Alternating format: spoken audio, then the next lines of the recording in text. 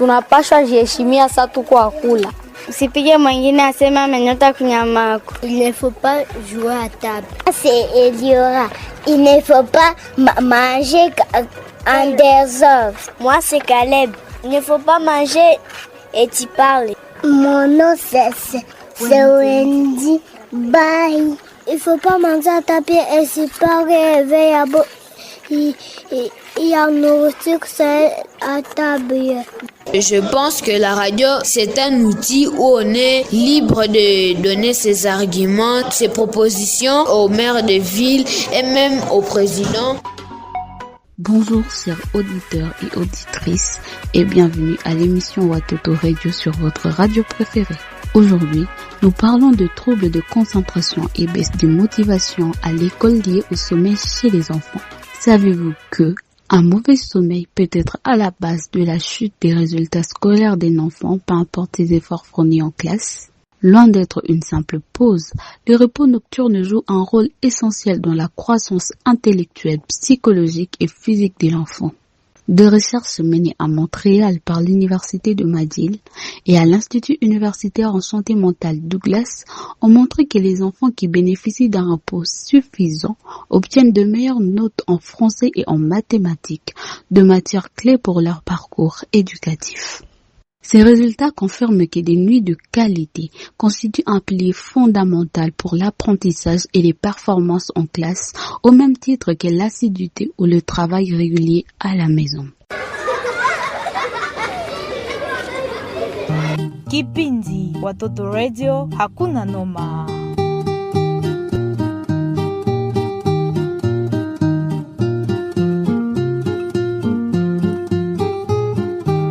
Baby Kibira, je suis la présentatrice de cette émission et vous, chers aînés et enseignants qui nous suivent, n'hésitez pas à nous partager vos différents avis en nous écrivant sur WhatsApp au plus 243 83 56 19 961. Plus 243 83 56 19 961. Pour parler de ces sujets cruciaux, nous allons recevoir les élèves, les enseignantes et une psychologue clinicienne de la ville de Goma. Notre reporter Laurence Muira est allé à la rencontre des élèves des différents établissements scolaires locaux ici à Goma. Écoutons-le qui répondent aux questions posées. Bonjour. Oui, bonjour. Comment présente-toi? Je m'appelle Mérité Kaindo Chava. J'étudie au complexe scolaire Saint-Joseph. 4e année primaire. J'ai 8 ans. Tu dors à quelle heure? Je dors à 20h ou à 21h. Comment est-ce que tu te sens lorsque tu dors tardivement? Je sens un peu sommeil et j'ai envie de dormir en classe. Un enfant doit dormir à quelle heure? À 20h. Si un enfant doit dormir à 20h, pourquoi toi tu dors à 21h? Parfois on peut manger à 20h ou... Parfois, on n'a pas fait nos devoirs et parfois aussi la télé aussi. Alors moi, je dois leur dire il faut dormir vite la nuit. Pour faire quoi? Pour bien étudier à l'école et pour ne pas dormir en classe. Je m'appelle Winabati Ariane. J'ai 7 ans. J'étudie au complexe scolaire Moyosaf en 3e année primaire.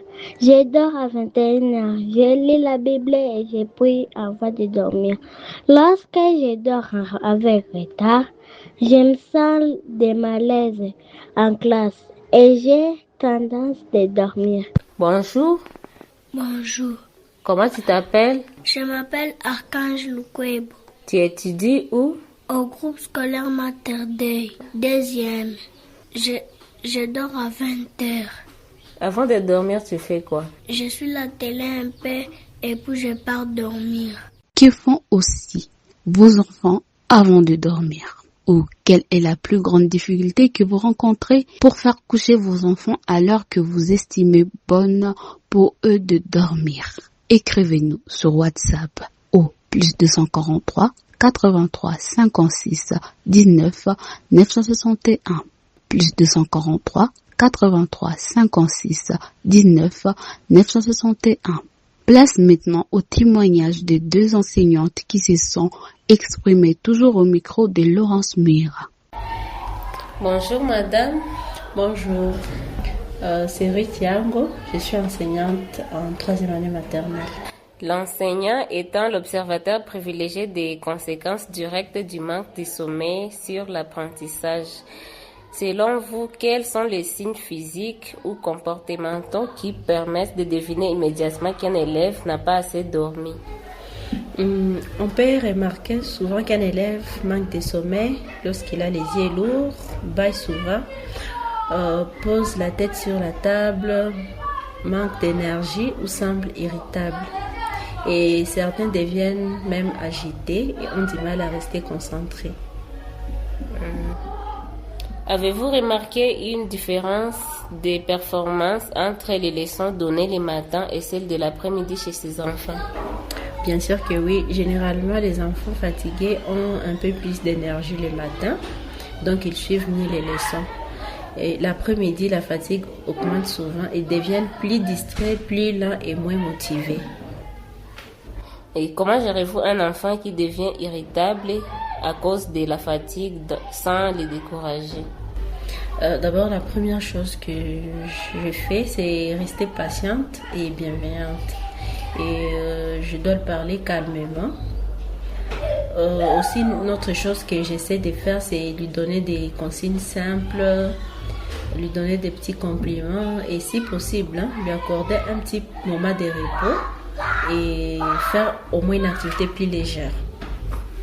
Pouvez-vous nous raconter une situation où le simple fait de régulariser le sommeil a transformé les résultats d'un de vos élèves?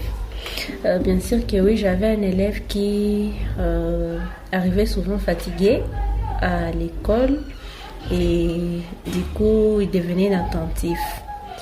Alors je parlais avec ses parents et on a essayé de restaurer ses heures de coucher.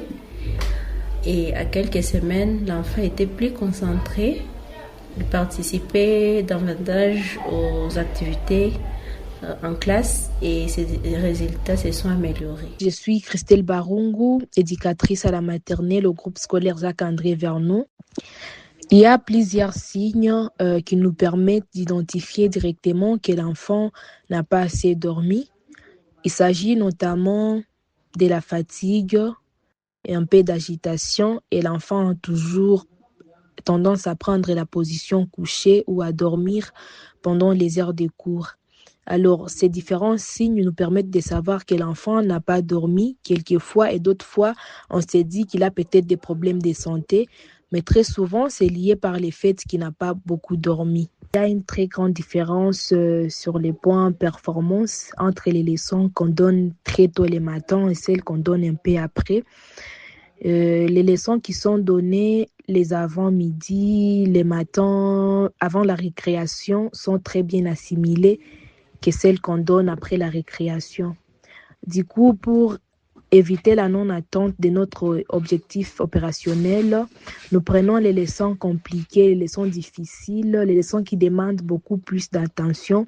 Nous les mettons les matins avant la récréation et celles qui ne sont pas assez difficiles, nous les mettons après la récréation vu que nous supposons que les enfants ne seront plus très attentifs.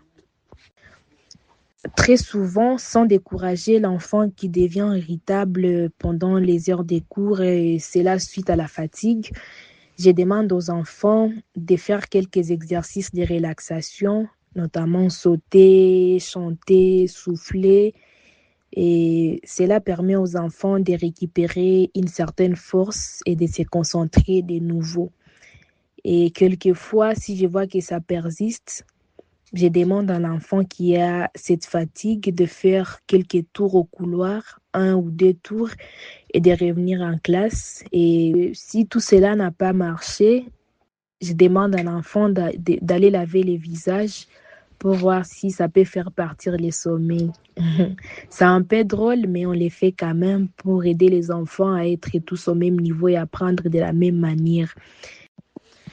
La régulation du sommeil a un impact très capital sur les résultats de nos élèves par le fait qu'un enfant qui sommeille très souvent ne peut pas réussir comme quelqu'un qui est toujours en forme. Et aussi, parfois, on fait face à certaines circonstances où on a des enfants qui sommeillent pendant les heures de cours. Et malgré toutes les stratégies qu'on a citées, les enfants continuent toujours à sommeiller. Du coup, on fait appel aux parents. On demande aux parents de veiller sur les heures de sommeil de l'enfant. Et nous voyons que cela nous permet d'avoir des résultats satisfaisants parce qu'une matière apprise, bien apprise, doit toujours avoir des résultats satisfaisants. Et quelqu'un ne peut pas apprendre en étant fatigué ou en sommeillant. Il faut qu'il soit en forme, qu'il soit en bonne santé pour bien apprendre.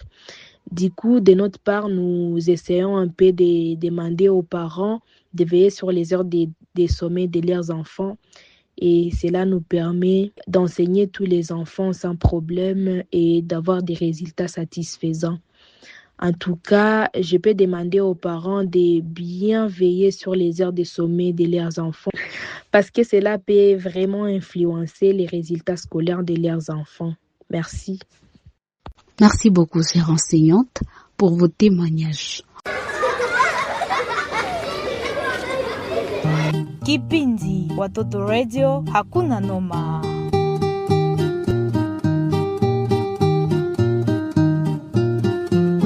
Les écrans, télévision, tablettes, téléphones, avant le coucher, sont-ils néfastes pour vos enfants juste avant de s'endormir? Cette question, ainsi que bien d'autres, trouvent leur réponse auprès de la psychologue clinicienne Judith Zivanzire. Une interview signée Laurence Mouira à suivre ici. Maman, ton téléphone, juste un tout petit peu, je veux juste regarder TikTok. Dans ma maison sous terre, oh my way, ciao, ciao, ici, ciao, ciao, ici, 1, 2, 3. Parfois aussi la télé aussi.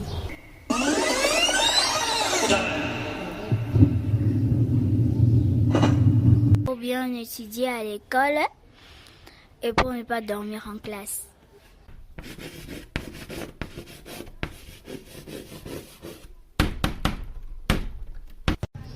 Bonjour madame. Bonjour. Madame Judith, vous êtes psychologue et aujourd'hui dans notre émission, nous parlons des troubles de la concentration et la baisse des motivations liées au manque de sommeil chez l'enfant. Donc son impact sur la concentration de l'enfant, la motivation. Qu'est-ce qui se passe-t-il exactement dans le cerveau d'un enfant quand il manque de sommeil? Merci beaucoup. Comme vous l'avez dit, je suis Madame Judith Zivanzire, psychologue clinicienne de la ville de Goma. Pour la question posée, qu'est-ce qui se passe lorsque l'enfant a le manque de sommeil? Premièrement, l'enfant peut avoir le problème des fonctions cognitives. Les fonctions cognitives, ça affecte, disons, son cerveau, la concentration, la mémoire, cette capacité d'apprentissage. L'enfant peut avoir aussi des problèmes de l'humeur, dont l'humeur irritable. Cela veut dire que l'enfant peut avoir ce qu'on appelle des sauts d'humeur, peut avoir de la colère, des pleurs excessifs. Et l'enfant aussi peut avoir le problème de régulation émotionnelle. L'enfant ne saura pas comment réguler ses émotions, aura des difficultés à gérer ses émotions, à exprimer ce qu'il ressent. Il peut y avoir aussi la réduction de la créativité. Lorsque l'enfant ne dort pas suffisamment, l'enfant peut avoir le manque de sommeil, peut réduire cette créativité lorsqu'il est éveillé et même cette capacité de résoudre certains problèmes. Il est toujours en somnolence et tout ce qui va avec. Quel est le lien scientifique entre une mauvaise nuit et la perte d'envie de s'impliquer dans ses activités scolaires? Merci beaucoup. Comme vous le savez, que le corps humain est comme une machine. Et lorsque il est en surchauffe, il est obligé de... Le corps humain, on est obligé de se reposer pour se redémarrer, si je peux permettre les termes. Alors, lorsque l'enfant ne se repose pas, il y aura ce décalage entre l'apprentissage sur le plan scientifique. Parce que l'enfant aura cette concentration qui est réduite, aura mal à se concentrer même à l'école, à faire des exercices. Il aura cette inattention exagérée. On pourra peut-être lui dire à l'école de rester silencieux ou peut-être de suivre au tableau, l'enfant ne saura pas. Ou bien il sera peut-être en train de somnoler ou peut-être en train de regarder sans rien écouter parce qu'il n'a pas eu le temps assez de se reposer. Il aura aussi, disons, son mémoire à lui sera altérée dans le sens où il y aura des difficultés à retenir certaines choses à l'école, il aura des oublis fréquents. Il ne saura pas réussir. Bien évidemment, il aura des échecs aussi. Merci beaucoup. Maintenant, quels sont les pièges à éviter avant de dormir pour aider le cerveau de l'enfant à se mettre en mode repos? Qu'est-ce que l'enfant doit éviter? Merci beaucoup. Vous savez, nous disons toujours aux parents que lorsqu'on est parent, on doit avoir de la responsabilité envers ses enfants. C'est vrai, ce sont des stratégies à mettre en place, mais l'enfant lui-même ne peut pas le mettre en place, ça que le parent lui-même fasse le premier pas. Alors, nous suggérons toujours d'établir une routine de sommeil qui est d'une manière régulière. Fixer les horaires réguliers pour que l'enfant ait la même habitude. Et son horloge biologique pourra fonctionner dès l'ancien. Par exemple, si vous dites que mon enfant devra dormir chaque jour à 21h30, donc à chaque fois, lorsqu'il sera 21h, vous devez le préparer, le mettre son pyjama, la lever au salon pour ne pas voir la télé et tout ce qui va avec, pour que l'enfant se sente mieux avant de dormir. Il peut y avoir aussi, créer un environnement propice parce que le milieu favorise aussi un bon sommeil. Un lit confortable, dans une chambre où il y aura moins de lumière, une température agréable aussi parce que si l'enfant sent la chaleur, même un adulte, on ne peut pas dormir sous ce climat de la chaleur. Peuvent aussi limiter les écrans avant de dormir. Ça, c'est un problème aujourd'hui avec les tablettes, téléphones, smartphones, télévision, dessins animés, tout ça. Ça fait ce que les enfants, lorsqu'ils vont au lit, n'arrivent pas à dormir parce que leur cerveau pourra rester éveillé. Lorsqu'on voit la télé, même pour les adultes, c'est défendu. Avant de dormir, il faudrait prendre 1 heure ou 2 heures avant de dormir, d'éteindre la télé ou de leur ravir leur smartphone. Parce que ça va les aider à dormir paisiblement que d'aller dormir juste après avoir regardé la télé. Il faut aussi éviter certains stimulants comme des sucreries, du jus ou du thé chaque fois. Ça va leur permettre de bien dormir parce qu'une fois aussi, l'enfant a dormi après avoir bu du thé ou du jus, il aura tendance à se réveiller en pleine nuit. Mais aussi, ce n'est pas aussi très bon pour sa santé parce que la nuit, le corps ne fait que se reposer. Il n'y aura pas une bonne digestion, il n'aura pas aussi une bonne fonctionnalité de son organisme. Quel est le petit rituel tout simple que vous conseillerez à un enfant qui a du mal à trouver le sommeil? Pour un enfant qui a un problème de trouver le sommeil, je lui dirais, comme je l'ai dit tantôt, de chercher d'abord, dire à ses parents, je ne sais pas si l'enfant lui-même saura prendre sa décision, mais d'avoir l'horaire qui est régulier. Ça pourra aider à son horloge biologique de bien se fixer, mais aussi des petits rituels, comme tu l'as dit, les bains relaxants. Il peut toujours dormir avant de dormir parce que les enfants jouent tellement beaucoup, mais lorsqu'un enfant prend un bain avant de dormir, ça va l'aider à bien dormir.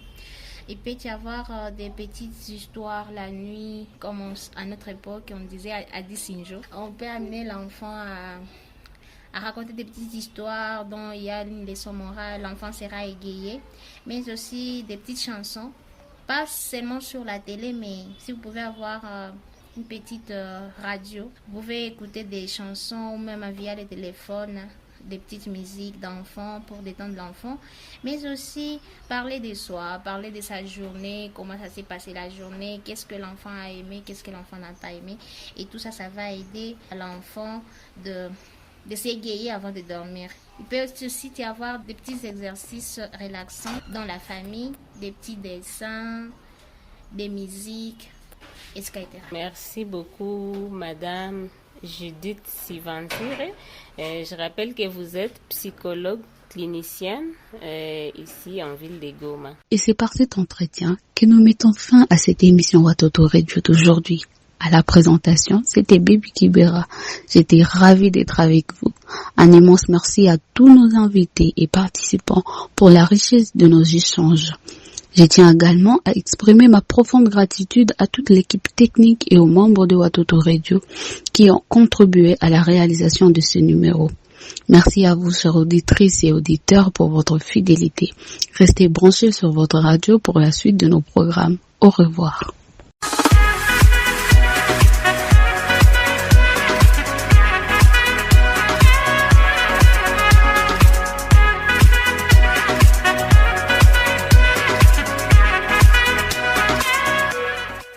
Tunapaswa jiheshimia sa tuko akula.